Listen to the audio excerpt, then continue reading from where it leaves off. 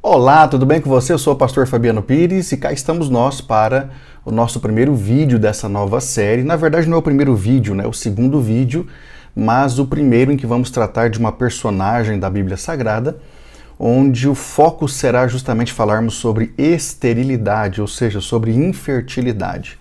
E nesse vídeo muito específico nós vamos falar sobre uma mulher extraordinária que faz parte do conjunto de 6 mulheres que a Bíblia menciona como sendo estéreis. E nós vamos falar hoje sobre Sara, a mulher de Abraão, justamente a mulher que deixou de ser estéril para se transformar numa princesa e, consequentemente, como mãe de multidões, porque foi assim que Deus prometeu para ela e foi assim que aconteceu. Então, só para que você relembre, nós estamos aqui começando a nossa série, tivemos um vídeo anterior falando introdutoriamente sobre esse assunto, e agora nós vamos começar então a de fato entrar no mérito da questão, vendo situações referentes à vida dessas mulheres que eu selecionei, e através da situação de vida delas nós vamos tirar lições para a nossa própria história, tá bom? Então, na verdade, a série se chama Como se livrar da esterilidade e se transformar numa pessoa mais produtiva. E nesse caso específico, nós vamos então falar sobre mulheres, tá certo? Inclusive, eu quero dizer para você que essa série vai te dar condições de realmente ser uma pessoa muito melhor a partir de agora. Principalmente se você começar a perceber que nos pormenores daquilo que vamos tratar, você consegue mudar não só a sua mentalidade, mas você consegue também, muito especificamente, mudar os seus comportamentos para que, de fato, você seja uma pessoa muito melhor. Bem, quando nós falamos de Sara, a primeira coisa que nós lembramos, mais que evidente, é que num primeiro momento ela tinha um outro nome, não é? Ela tinha o nome de Sarai, então existia um i aí no finalzinho, dentro da nossa tradução para o português, e essa mulher, ela era esposa de Abraão. E junto com essa informação desse nome, a Bíblia vai dizer para nós em Gênesis capítulo 11, versículo de número 30, que ela era estéril. Então, evidentemente, quando nós vemos essa menção na Bíblia, nós vamos tratar justamente do assunto no que se relaciona ao aspecto físico do corpo dela. Ela era uma mulher que não conseguia gerar filhos. E como dito no vídeo anterior, é mais que evidente que essa mulher nutria dentro de si esse desejo, porque pelo menos no desenrolar da história se percebe isso, e o fato de ela não ter um filho ou mais de um filho, com certeza isso gerava muita tristeza dentro dessa mulher. Porque, na verdade, ter filhos no primeiro momento para ela, com certeza seria, em primeiro plano, uma realização pessoal, dela de fato como mulher. Em segundo plano, seria também uma realização social, porque no meio da sociedade ela poderia dizer que era realmente uma mulher feliz, uma vez que estava com filhos, né, dentro da sua casa, gerados por ela, junto com seu marido. E, evidentemente, também seria uma maneira de ela agradar o seu esposo, principalmente naquela questão relacionada à cultura, pois que naquela época, quanto mais filhos uma mulher pudesse dar para o seu marido, e em especial se fossem do sexo masculino, porque geraria, né, na verdade, aí uma mão de obra mais segura para o futuro, consequentemente também tem toda uma questão social e cultural envolvida nessas situações de um filho que está sempre caminhando junto com seu pai, mas não vamos entrar nesse mérito. Então, na verdade, nós precisamos inclusive ponderar a questão, que se nós levarmos em consideração algumas informações de estudiosos que afirmam que as mulheres naquela época que não geravam filhos eram consideradas amaldiçoadas por Deus, então você imagina o quanto que a Sara deve de fato ter sofrido, porque ela queria ter essa realização pessoal, realização social, realização de família para satisfazer o seu marido, mas infelizmente ela podia ser olhada ou vista por outras pessoas como uma mulher que não tinha sobre si o favor divino. Então imagina o quanto que essa mulher queria ter essa criança, ou essas crianças, né? Porque mamãe sempre, normalmente, é assim que acontece, que é mais de um filho. Imagina o quanto que ela queria ter criança no seu colo, criança correndo pela casa, mas infelizmente, pelo que nós percebemos então pelo texto, ela não podia gerar filhos, e isso com certeza trouxe consternação para ela. E a gente não sabe, inclusive, por que ela não era fértil, por isso que, na verdade, a Bíblia não nos traz essa informação. Então, a gente não sabe o porquê. Mas o que nos interessa saber é que ela não podia gerar filhos. Dentro da nossa reflexão, dentro daquilo que nós estamos ponderando, você sabia que todos nós temos a condição de sermos estéreis? E essa esterilidade ou essa infertilidade na nossa vida acontece quase 100% das vezes por conta das nossas próprias decisões.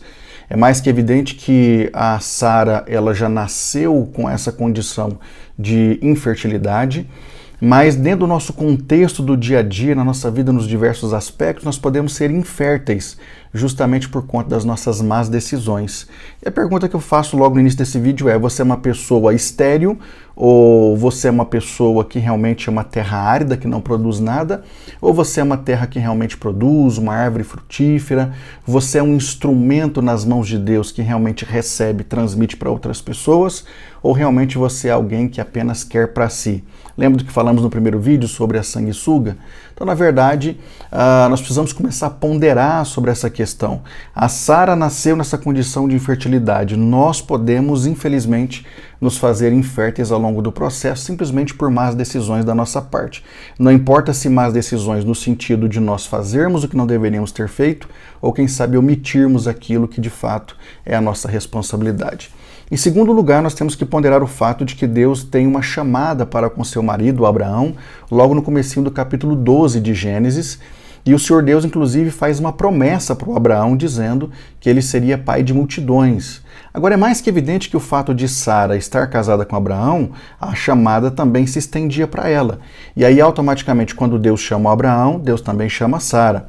E a verdade dos fatos é que Sara poderia muito bem, né, ainda que não conseguisse êxito na sua ideia, mas ela podia bater o pé e de repente dizer: não, eu não vou, nós vamos ficar quietos por aqui, não vamos sair da nossa terra, não vamos sair do meio dos parentes, não vamos para um local distante, não vamos para um lugar onde nós não conhecemos, vamos ficar quietos, sossegados, principalmente seguros dentro daquilo que nós já estamos vivendo, né? Só que, na verdade, a Sara entendeu o chamado do seu marido e não só ele obedeceu, mas ela obedeceu junto com ele, não é? Então, a maior contribuição de Sara nesse exato momento foi justamente atender o chamado do Abraão junto com ele. E isso, na verdade, fez com que ela se tornasse uma peça fundamental no projeto divino. Então ela foi muito útil nesse projeto, porque na verdade ela conseguiu ouvir a voz de Deus. E ouvir a voz de Deus hoje para nós tem sido muito difícil. E por que disso? Porque estamos muito distraídos, nós estamos muito envolvidos com outras coisas de só menos valor e infelizmente não damos tanta atenção àquilo que de fato deveria ser valorado por nós, não é? A Sara sabia muito bem que ela não poderia colocar limitação no chamado divino, pois que se ela fizesse isso, evidentemente ela estaria lutando contra a própria vontade de Deus.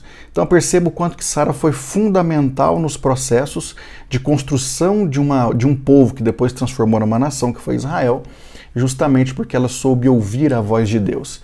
E a pergunta que fica nesse segundo ponto para todos nós é: você tem conseguido ouvir a voz de Deus nesses últimos dias?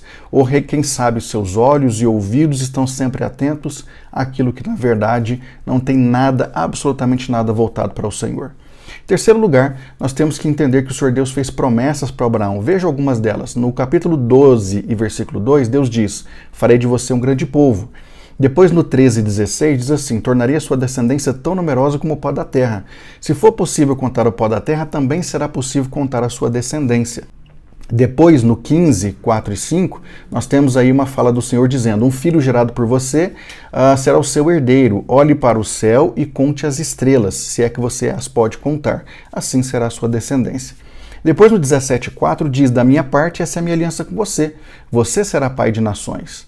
Depois, ainda no 17, 15 e 16, diz assim: de agora em diante, sua mulher não se chamará mais Sarai, seu nome será Sara. Eu a abençoarei, por meio dela darei um filho a você. Sim, eu a abençoarei, dela procederão nações e reis de povos. Olha que extraordinário. E depois, no 18,10, ele diz: voltarei a você na primavera e Sara, tua mulher, terá um filho.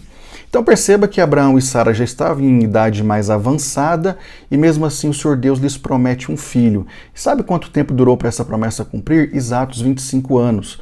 Porque Abraão recebeu essa promessa aproximadamente enquanto tinha a primeira promessa, não é? 75 anos, e isso foi perdurando e só veio se cumprir quando ele tinha exatamente 100 anos. Agora você imagina o que é a pessoa querer alguma coisa, ter a promessa de Deus que vai acontecer e isso durar 25 anos de espera. Não era nada fácil. Aliás, não é nada fácil pensar sobre isso, né? E aí é como se nós pudéssemos dizer, principalmente na nossa linguagem de hoje, que o Abraão e a Sara ficaram grávidos 25 anos esperando que essa promessa de fato viesse a se cumprir. E é mais que evidente que no meio do caminho, por conta do tempo, sementes de dúvidas podem ser lançadas, como de fato aconteceu na vida deles em algum momento, principalmente na vida dela, não é? porque na verdade tem até um encontro, aquele encontro que antecede ali a destruição de Sodoma e Gomorra. Sara se riu, porque ela disse, olha, não tem como eu gerar filhos, eu estou muito velha, meu ventre já não vai conseguir realmente gerar uma criança. E o Senhor Deus, inclusive, a interpela dizendo, será que existe alguma coisa impossível para o Senhor, não é? Então, na verdade, o tempo divino não é o nosso tempo. A verdade dos fatos é que quando Deus tem promessa na nossa vida, não importa quanto tempo passar, Ele vai cumprir, porque tudo aquilo que Deus fala, Ele cumpre. A nossa única obrigação no processo, para que nós possamos de fato ser úteis e férteis no reino de Deus, é esperarmos que tudo se encaixe e, evidentemente, vamos fazendo a nossa parte para que tudo isso aconteça. Depois, em quarto lugar, nós temos aí dois acidentes de percurso no meio do caminho, que foi justamente as ocasiões lá em Gênesis 12 e depois em Gênesis 20, em duas localidades diferentes, o Egito e Gerar, onde o Abraão fala que a sua esposa era sua irmã e ela foi tomada, inclusive, pelas maiores autoridades da época, não é, para ser levada pelo representante maior deles. E a Sara passou, inclusive, a ter a condição de, quem sabe, se não houvesse uma intervenção divina, ser possuída por outro homem. Nesse caso, por dois homens diferentes, não é? E Deus, então, intervém e faz com que seu projeto continue andando.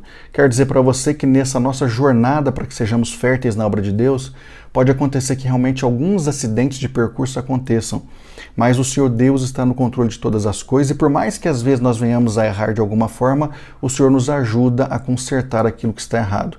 Inclusive tem um outro acidente de percurso que está no capítulo 16, que é quando a Sara, já cansada de esperar, ela pede para Abraão se deitar com a sua serva Agar, e desse relacionamento dele com essa mulher nasce o Ismael. E aí você veja que de repente essa decisão de Sara é uma espécie de uma fuga de foco, e essas decisões que nós tomamos ao longo da vida, infelizmente, podem construir ou desconstruir. E o alerta para nós fica, tomemos muito cuidado para não desviarmos o foco, pois que nós fomos chamados para sermos realmente terra fértil nesse tempo presente, árvores frutíferas, mas nós precisamos estar realmente 100% dentro da vontade divina. E depois, em sexto e último lugar, nós temos o cumprimento da promessa, que acontece em 21, né?